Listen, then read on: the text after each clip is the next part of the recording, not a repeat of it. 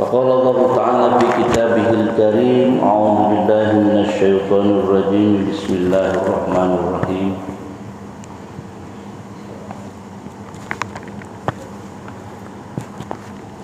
وإذ قال إبراهيم لأبيه آزر أتتخذ أصناما آلهة إني أراك وقومك في ضلال مبين وكذلك نري إبراهيم ملكوت السماوات والأرض وليكون من الموقنين وقال النبي صلى الله عليه وسلم أفضل ما قلت أنا ونبينا من قبل لا إله إلا الله. Bapak Ibu yang dirahmati Allah serta para jamaah yang berada di Singapura, Malaysia serta seluruh Indonesia. Allah Subhanahu wa taala berfirman, Maha suci Allah yang telah menjadikan langit burujan, gugusan-gugusan bintang. Di langit kalau kita lihat begitu banyak bintang-bintang yang nampak saja tak bisa kita hitung. Kalimatnya dalam Al-Quran itu burujan, gugusan bintang. Dalam satu penelitian disebutkan bahwa ternyata alam semesta itu hampir dapat dikatakan tidak memiliki ujung. Richard Tarnas misalnya menyebutkan bahwa ilmu pengetahuan telah selesai, telah mengalami krisis. Dia menuliskan satu subtema, The Crisis of the Modern Science, bahwa ilmu pengetahuan mengalami krisis. Kenapa? Karena ilmu pengetahuan diperoleh dari hasil penelitian-penelitian yang alat-alatnya memiliki keterbatasan. Meneliti langit pakai teleskop paling hebat Hubble, nyampainya cuma berapa ribu kilometer saja, juta kilometer saja, tak tembus sampai ke ujung langit sana, nggak tembus. Maka kalau urusan langit lebih hebat Nabi kita Muhammad sallallahu alaihi wasallam. Subhanalladzi asra bi 'abdihi lailan minal masjidil haram ilal masjidil aqsa alladzi barakna haulahu linuriyahu min ayatina. Rasulullah Muhammad sallallahu alaihi wasallam dalam sekejap perjalanan di malam hari ditembus Masjidil Haram, Masjidil Aqsa, Mekah, Palestina, tembus dalam waktu sepersekian detik. Lalu kemudian sampai ke hadirat Allah di Sidrah Al-Muntaha. Apa Sidrah Al-Muntaha? Sisi terjauh dari alam semesta. Jadi Nabi kita sudah tembus, Pak, sampai kepada Sidrah Al-Muntaha, sisi terjauh alam semesta. Buruz-buruz tadi bersama di langit pertama sudah lewat. Apa maknanya ini semua? Maknanya ini semua artinya orang-orang yang beriman, orang-orang muslim beriman kepada Allah, yakin kepada Allah, harus sudah melampaui pengetahuan, ilmu pengetahuan. Jadi ilmu pengetahuan kita harus sudah kita lampaui. Oleh apa? Oleh satu, ma'rifatullah kepada Allah, oleh kearifan, oleh kebijaksanaan, oleh kemampuan berpikir di atas ilmu pengetahuan. Kalau ilmu pengetahuan menyebut bahwa benda ini adalah benda badan, maka kata Richard Tarnas tidak. Tertipu mata manusia itu. Sesungguhnya yang padat itu bukan padat, Pak. Tetapi karena ikatan-ikatan molekul yang begitu cepat bergerak, saling mengikat, sehingga dia terlihat padat. Padahal kalau diteliti lagi, ini tidak padat.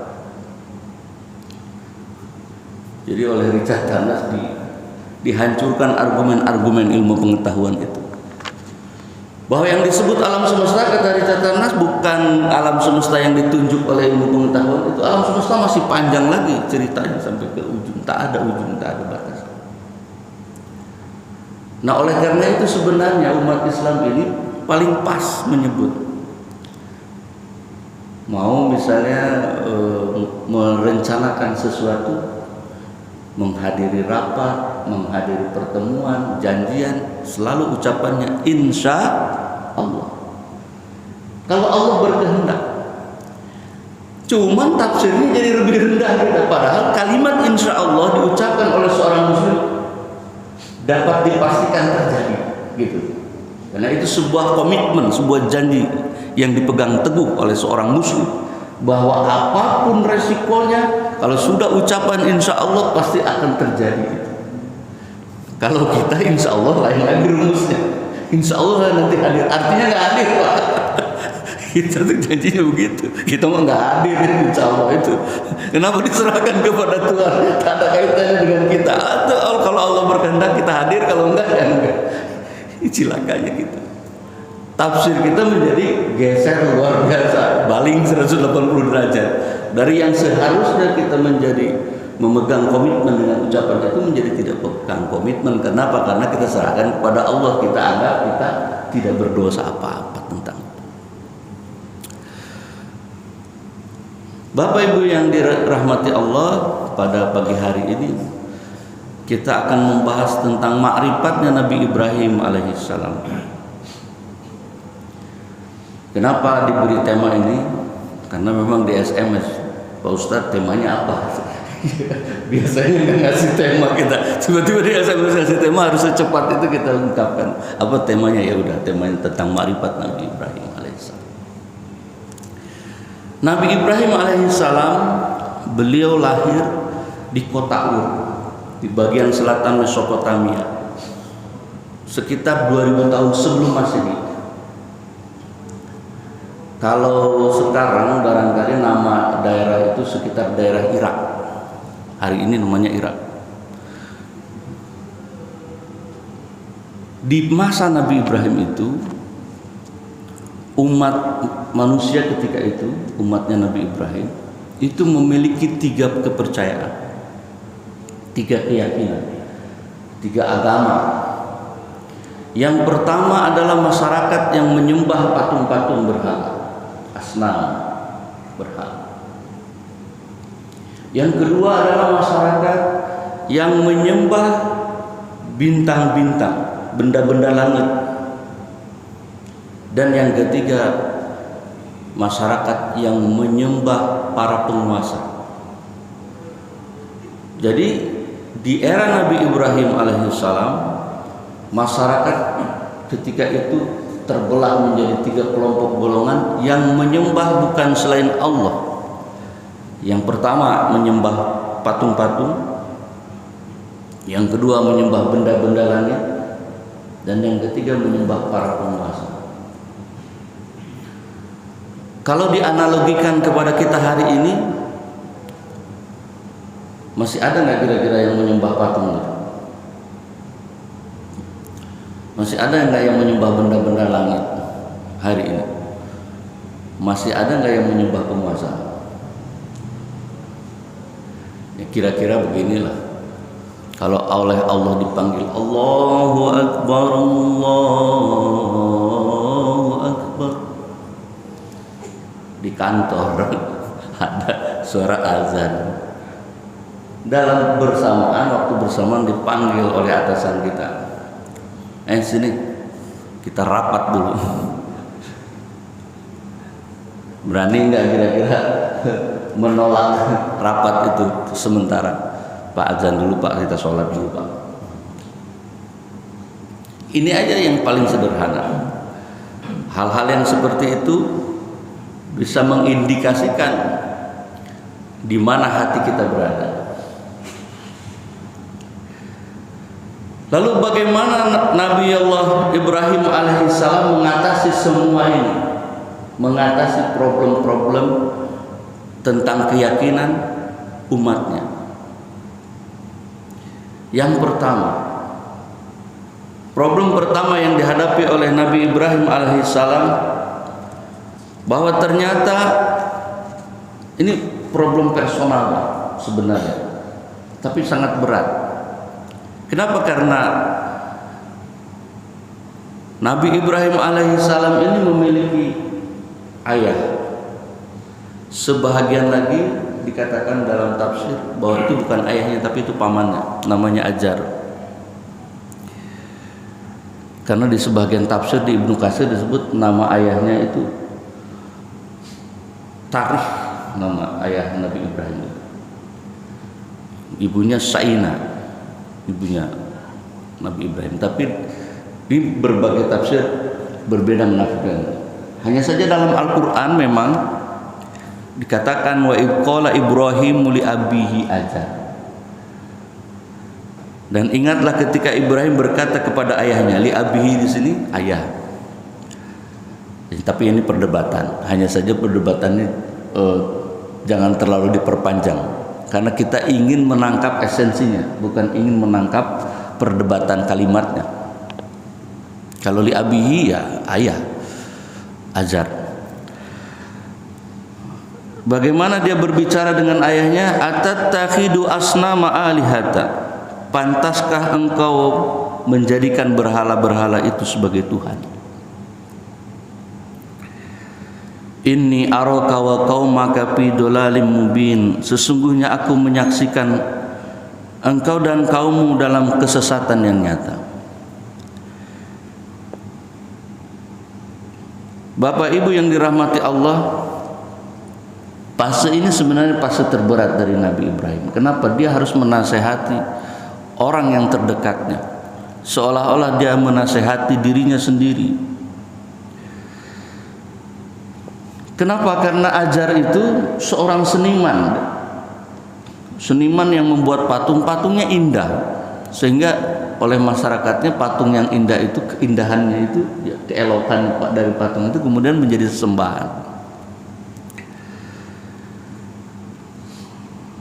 Akan tetapi Allah Subhanahu wa taala membimbing Nabi Ibrahim ini, sehingga pada satu waktu tatkala satu ruangan penuh patung itu, dia masuk ke ruangan itu, kemudian dipotong patung-patung itu. Disisakan hanya satu yang besar. Dalam surah Al-Anbiya ayat ke-62, begitu umatnya mau beribadah, ditengoknya patung sudah nggak ada kepalanya semua. Tengok cuma tinggal satu yang besar, dipanggil. Mereka sudah yakin bahwa yang menggal kepala patung itu adalah Nabi Ibrahim. Maka kemudian diadililah Nabi Ibrahim. Dalam pengadilan itu masyarakatnya bertanya kepada Ibrahim, qalu a anta fa'alta hada bi alihatina ya Ibrahim. Mereka bertanya, apakah engkau yang melakukan perbuatan ini terhadap Tuhan-Tuhan kami, wahai Ibrahim? Sudah langsung tertuduh, diadili dia, langsung ditanya, engkau nih yang menghancurkan patung-patung ini ya, kata, wahai Ibrahim.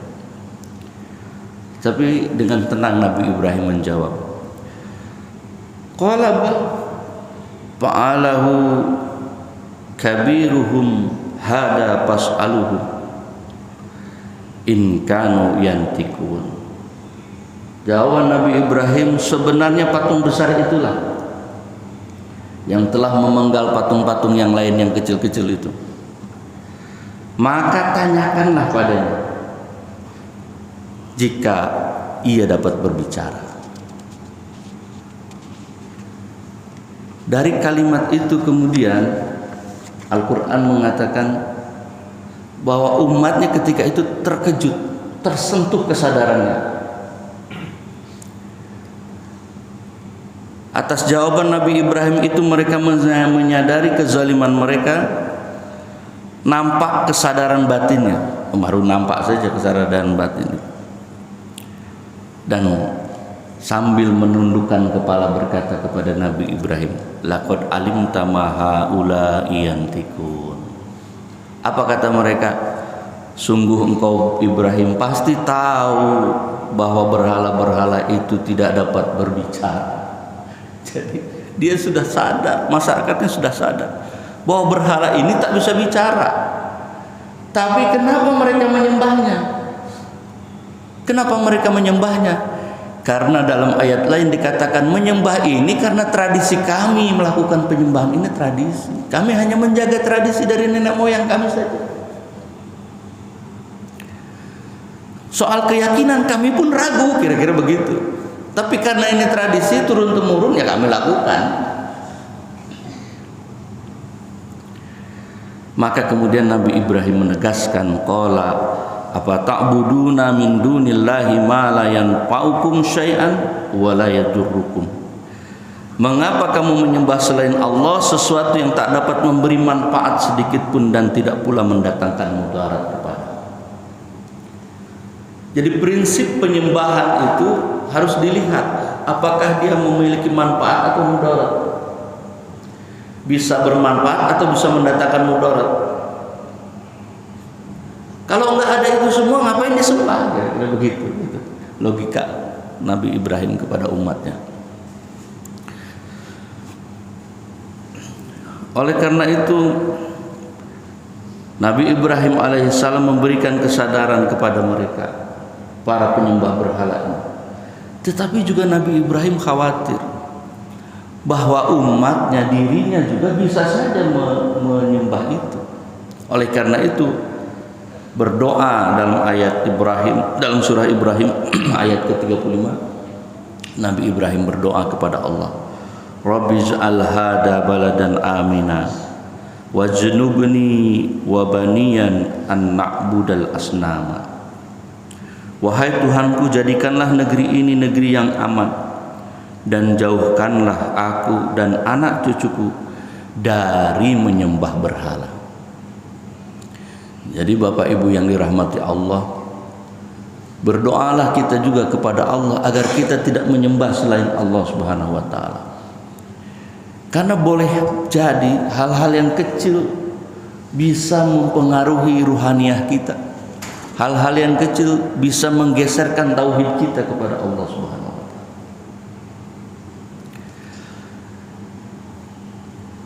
Argumen penyembahan yang pertama tuntas. Sekarang kepada yang kedua. Yang kedua, ketika itu masyarakat menyembah bintang-bintang, menyembah benda-benda langit. Dalam surah Al-An'am ayat ke-76 sampai 79, Nabi Allah Ibrahim alaihissalam mencari yang maha kuasa itu dalam suatu pencarian yang panjang. Dalam surah Al-An'am ini ayat ke-75 sebelumnya, Allah berfirman, wa kadzalika nuri Ibrahim malakutas samawati wal ard wa liyakuna minal muqinin. Dan kami perlihatkan kepada Nabi Ibrahim kekuasaan kami yang terdapat di langit dan di bumi, agar dia menjadi orang-orang yang mukinin. Mukinin itu orang-orang yang memiliki keyakinan yang teguh, yakin. Bagaimana keyakinan teguh ditanamkan oleh Allah Subhanahu wa taala ke dalam diri Nabi Ibrahim dan juga kepada umatnya Nabi Ibrahim? Ada satu proses. Proses yang pertama, falamma janna alaihi lailu ra'a kaukaba. Ketika malam telah menjadi gelap, Nabi Ibrahim melihat kaukaba, satu bintang yang bersinar. Apa kata Nabi Ibrahim? Qala hada rabbi. Dia berkata, ini Tuhan. Falamma afala. Tapi tatkala tenggelam bintang itu, Nabi Ibrahim berkata, La uhibbul afilin. Aku tidak suka dengan yang tenggelam.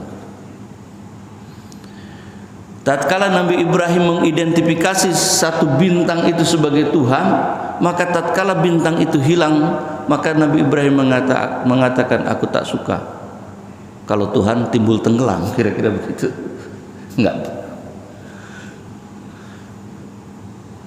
Tapi tatkala palamma ra'al qamara bazigon, tatkala bulan terbit, apa kata Nabi Ibrahim? Qala hada rabbi, ini Tuhan. Palamma afala, tapi tatkala bulan itu pun tenggelam, naik di tingkat alasannya Nabi Ibrahim. Kata Nabi Ibrahim, la illam yahdini rabbi la akunanna minal qaumid dallin. Sungguh, kata Nabi Ibrahim, jika Tuhanku tidak memberi petunjuk kepadaku, pastilah aku termasuk orang-orang yang sesat.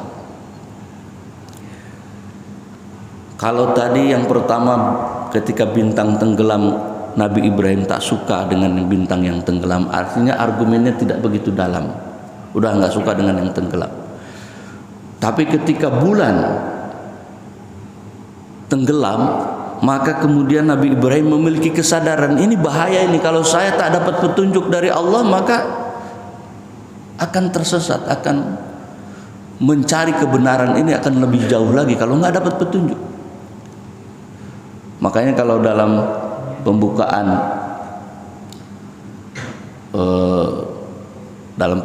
muqaddimah itu selalu dikatakan, barang siapa diberikan petunjuk oleh Allah, maka tak ada satupun yang akan menyesatkannya. Tapi barang siapa yang Allah berikan kesesatan, maka tak ada satupun yang dapat memberinya petunjuk.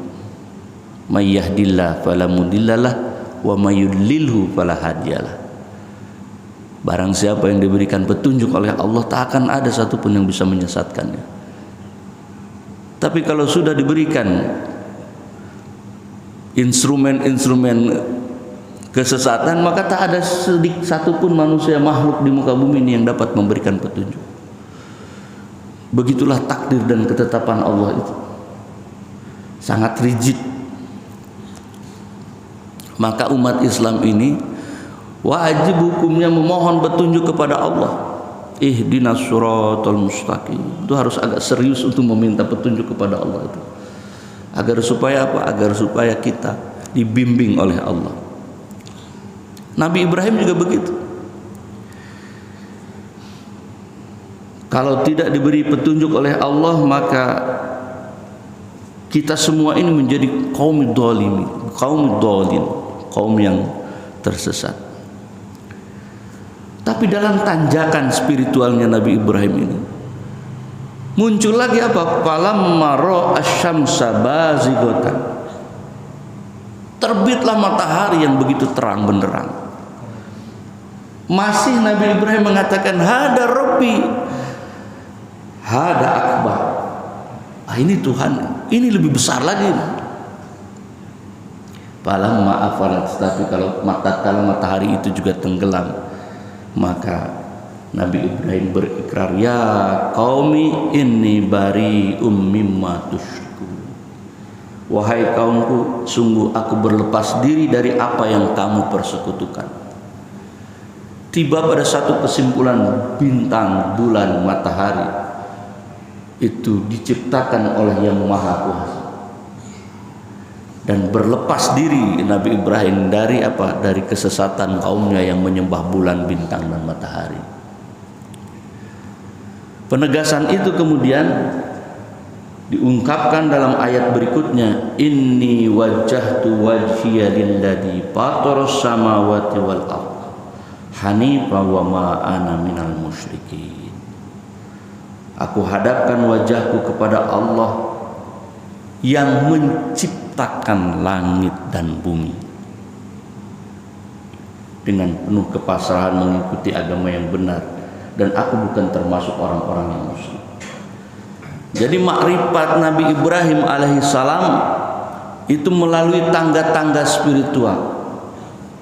dari yang sifat material sampai kepada benda-benda langit, lalu kemudian sampai pada keyakinan yang lebih abstrak bahwa Tuhan yang Maha Kuasa itu adalah Tuhan yang menciptakan langit dan bumi. Jadi dalam pencarian spiritual kita harus terus berjalan. Kita alhamdulillah kepada Allah sudah diberikan petunjuk untuk bisa hadir sholat subuh berjamaah. Ini sebenarnya hidayah dari Allah Subhanahu wa taala. Meskipun saya yakin Bapak Ibu semua masih meraba-raba Tuhan yang disembah ini gimana? Kita masih semua meraba-raba. Ini artinya begini, sholat kita masih belum begitu tetap, begitu mantap. Tapi nggak apa-apa, harus terus dilakukan, terus menerus diketuk. Pintu langit itu harus terus menerus diketuk. Karena dalam surah Al-Mulk Allah memberikan apresiasi kepada kita yang berjalan tertatih-tatih ini. Allah apresiasi. Dalam surah Al-Mulk surah ke-67 ayat ke-12, innal ladzina yakhshawna rabbahum bil ghaibi lahum maghfiratu wa ajrun kabir. Sesungguhnya orang-orang yang takut kepada Tuhannya yang tidak terlihat oleh mereka memperoleh ampunan dan pahala yang besar. Jadi tidak perlu khawatir. Tatkala kita menyembah Allah yang tak kita lihat, Allah memberikan apresiasi dengan ajrun kabir, dengan pahala yang besar. Innal ladzina yakhshawna rabbahum bil ghaib. Sesungguhnya orang-orang yang takut kepada Tuhannya bil ghaib, yang tak nampak oleh dirinya, lahum maghfiratu wa ajrun kabir. Bagi mereka ampunan dari Allah dan pahala yang besar. Kita semua yang hadir melakukan sholat subuh berjamaah, insya Allah ampunan Allah telah nampak di hadapan kita semua. Meskipun kita tidak mampu mengungkapkan rahasia gaib ketuhanan itu. Jangankan kita, Nabi Ibrahim alaihissalam tertatih-tatih, itu Tuhan melihat bintang, itu Tuhan melihat bulan, itu Tuhan melihat matahari. Apalagi kita. Maka bagi kita harus kita kuatkan ibadah syariat kita. Jangan sampai ditinggalkan ibadah syariat kita. Meskipun belum khusyuk, maka bagi kita sedekah-sedekah kita harus terus kita lakukan meskipun belum ikhlas. Karena bagaimana kita dapat ikhlas kalau sedekahnya enggak? Bagaimana kita dapat khusyuk kalau sholatnya enggak? Harus khusyuk diperoleh setelah kita melakukan ibadah syariat secara terus menerus.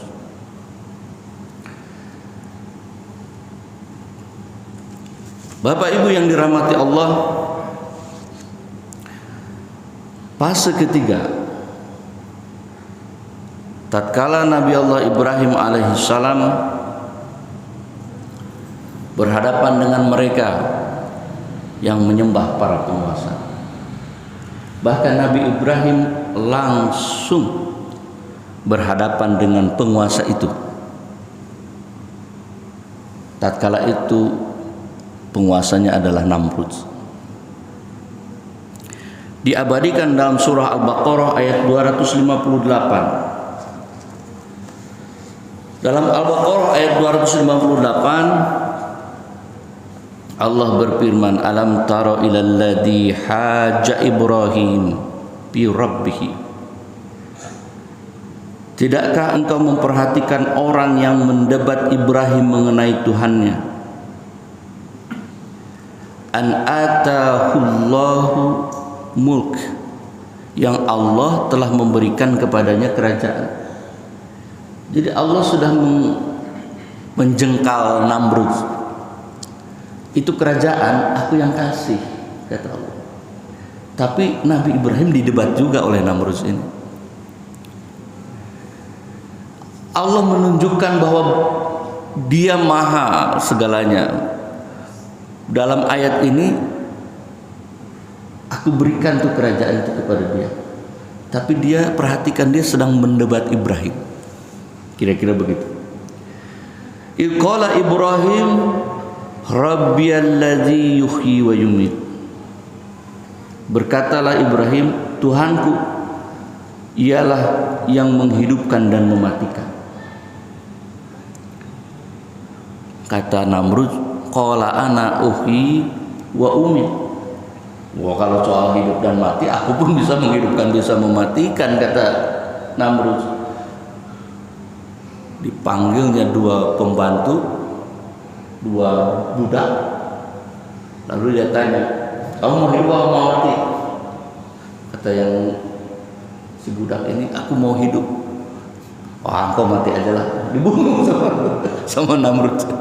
Jadi pola berpikir hidup matinya itu ya gampang aja Namrud itu. Artinya kalau dia mati dibunuh, kalau dia hidup dibiarkan.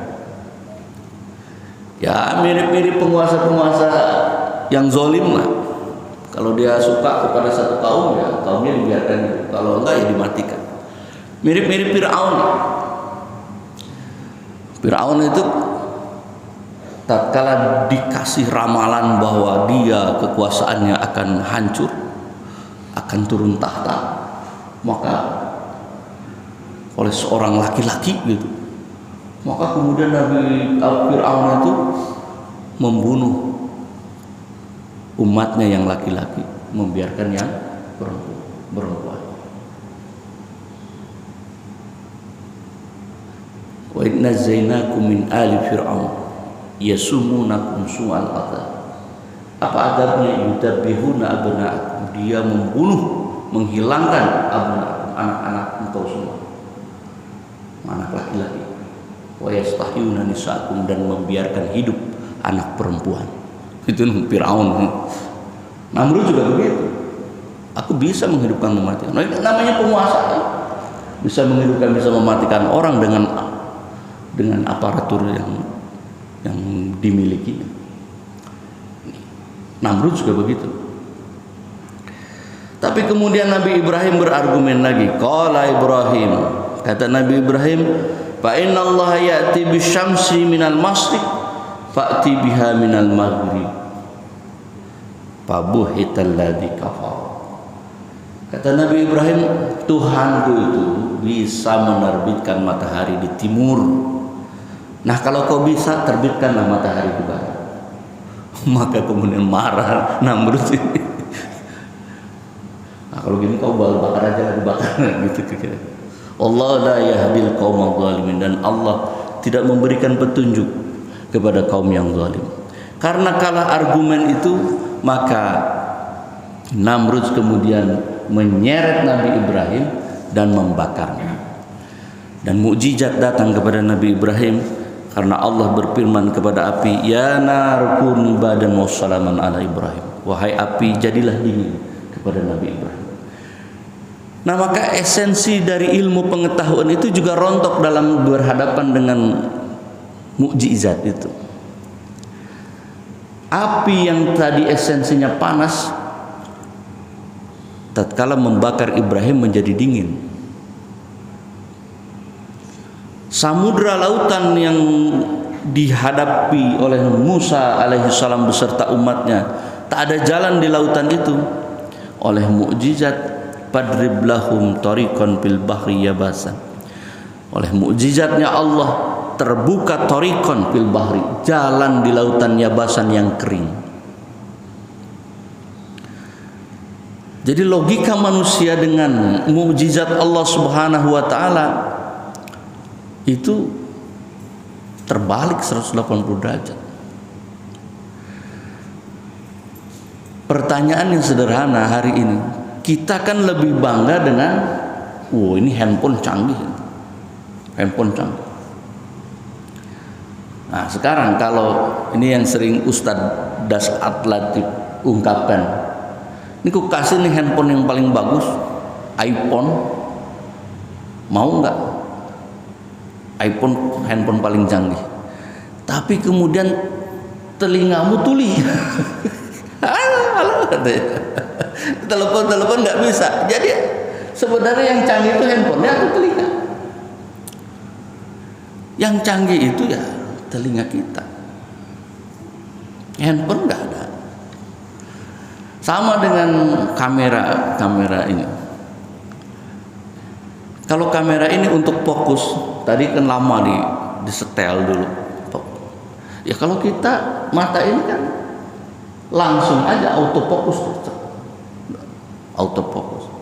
Apalagi kalau lihat yang cantik-cantik, udahlah autofokus keluar ke dalam itu autofokus. Langsung. Canggih mata kita. Sudah bisa mampu membedakan. Ya istilahnya mana istri kita, mana istri tetangga, kita mampu membedakan mata. Termasuk telinga ini mampu membedakan suara. Ini suara atasan kita, nah ini suara bawah, nah ini suara cleaning service, tahu kita. Tapi kalau handphone semua masuk, tak bisa membedakan itu, semua masuk. Bapak Ibu yang dirahmati Allah, Nabi Ibrahim alaihissalam dalam bermakrifat kepada Allah itu melalui tangga-tangga. Bahkan setelah dibakar ini, Nabi Ibrahim itu berdialog dengan Allah Subhanahu wa taala dan diabadikan dalam surah Al-Baqarah ayat 260. Apa dialognya? Wa idh qala Ibrahimu rabbi arini kaifa tuhyil mauta. Kata Nabi Ibrahim, Tuhanku, perlihatkan kepadaku bagaimana engkau menghidupkan orang mati. Jadi masih bertanya juga, bagaimana wahai Tuhan cara engkau menghidupkan yang mati itu. Lalu Allah berkata, qala awalam tu'min. Kata Allah, apakah engkau belum iman? Itu pertanyaan. Lalu dijawab oleh Nabi Ibrahim, qala bala walakin liyatma'inna qalbi. Bukan begitu ya Allah, aku percaya, aku beriman, tapi supaya lihat ma'inna qalbi, supaya kolbuku ini tenang, kolbuku ini bisa mantap, kira-kira begitu. Jadi dalam dialog untuk ma'rifatullah itu hal-hal yang biasa seperti itu. Jadi jangan dibuat terlalu berat, ringan-ringan saja. Sekelas Nabi Ibrahim saja masih ingin membuktikan untuk supaya hati kolbunya tenang, mantap keyakinan itu. Jadi nggak apa-apa sekali-sekali kita bertanya kepada Allah, ya Allah, saya pernah mendapatkan satu peristiwa. Ini saya ceritakan, ini peristiwa pribadi, personal. Tatkala anak saya yang pertama lahir, uang di kantong nggak ada Pak, sama sekali nggak ada, 1 rupiah pun nggak ada. Saya kontak abang saya, ini saya mau, istri udah mau melahirkan ini.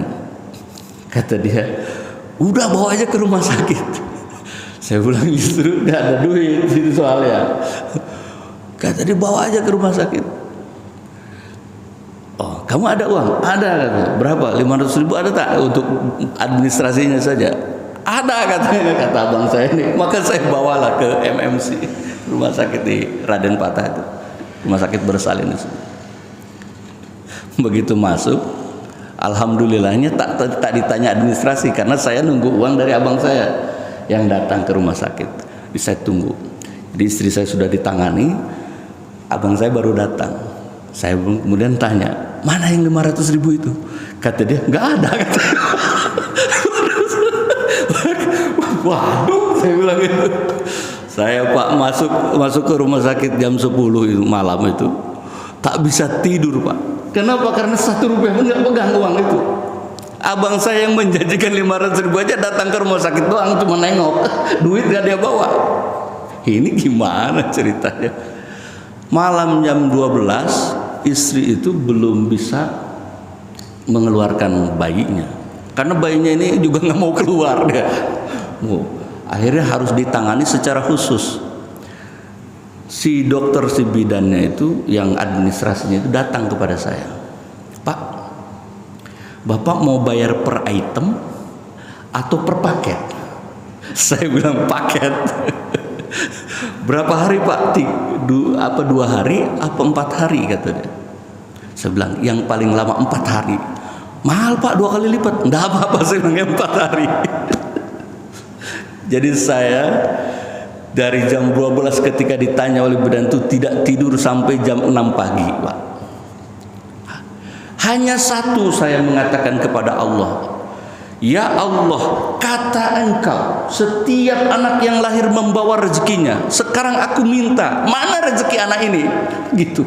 Nah ini terus terang saya pengalaman pribadi. Mana rezeki anak ini? Kata Engkau, ketika semua anak yang lahir Allah lah yang memberikan rezekinya, maka aku bertanya kepadamu, mana rezekinya? Jam 6 itu dulu kan zamannya handphone yang pakai pulsa ya. Itu tengok, waduh pulsanya tinggal sekali lagi ya, nelpon itu. Lalu teringat ada tagihan yang sudah lama sekali, udah 4 tahun itu tagihan. Baru tatkala kita telepon orang itu, dia mengatakan, Pak Rian, jam 6:30 saya telepon, masih pagi. Mohon maaf Pak, saya bilang saya nelpon terlalu pagi. Oh iya, saya masih ingat katanya. Datanglah ke kantor. Bayangkan Pak, saya pergi ke kantor jam 8, itu uang itu masih baru dari bank Pak, masih dan angkanya melampaui yang 4 hari itu. Melampaui nilai 4 hari itu. Hari itu didapat rezeki itu untuk anak itu. Maka saya namakan anak itu Muhammad Kahfi Rizki. Maknanya rezekinya sembunyi. Dan sampai hari ini begitu karakternya. Karakternya tersembunyi rezekinya. Nah, kita semua segeralah berkomunikasi dengan Allah, apapun kesulitan kita. Karena Nabi Ibrahim juga begitu. Dia bertanya tentang bagaimana ya Allah Engkau menghidupkan yang mati. Kalau saya masih recehan, artinya masih persoalan pribadi ya. Tapi kalau Nabi Ibrahim kan mengajarkan bagaimana bertauhid itu, pastilah melalui tangga-tangga itu. Dan kita jangan ragu-ragu melalui tangga-tangga itu. Yang penting tujuannya kepada Allah Subhanahu wa taala. Agar ma'rifatullah kita tertanam, tertancap, terkunci, berakar dalam kalbu kita berdasarkan pengalaman yang kita alami. Nah, setelah peristiwa itu maka kita yakin kepada Allah Subhanahu wa taala 100%. Tidak ragu lagi. Setiap kali peristiwa datang maka kita yakin Allah yang akan menyelesaikan persoalan-persoalan kehidupan. Nah, begitulah Nabi Ibrahim alaihissalam mengajarkan kepada kita untuk melampaui tangga-tangga makrifat kepada Allah. Allah menjawab tentang itu, "Fakhud arba'ata minat thair fasurhunna ilaika summa ja'al ala kulli jabalin minhunna juz'an." Jadi kata Allah, ambil 4 ekor burung, potong-potong dia, kemudian bagian-bagiannya engkau tebarkan di jabal, di gunung-gunung. Summa du'uhunna, lalu kemudian engkau panggil, ya'tinaka sa'ya, maka dia akan datang kepadamu dengan segera. Wa'alam annallaha azizun hakim. Ketahuilah bahwa Allah Maha Perkasa, Maha Bijaksana. Bapak Ibu yang dirahmati Allah, demikian ma'rifatullah Nabi Ibrahim alaihissalam sampai kepada tingkat keyakinan yang begitu teguh, tingkat keyakinan yang membuat jiwa menjadi tenang. Maka kita sebagai penerus, sebagai umat dari generasi Nabi Ibrahim kemudian umatnya Nabi Muhammad ini, tentu saja untuk menanamkan keyakinan yang kokoh di dalam batin kita, tak apa-apa kita melalui tangga-tangga itu. Bapak Ibu yang dirahmati Allah, barangkali itu saja yang dapat saya sampaikan. Allahumma wafiq ila aqwamit thoriq. Wassalamualaikum warahmatullahi wabarakatuh.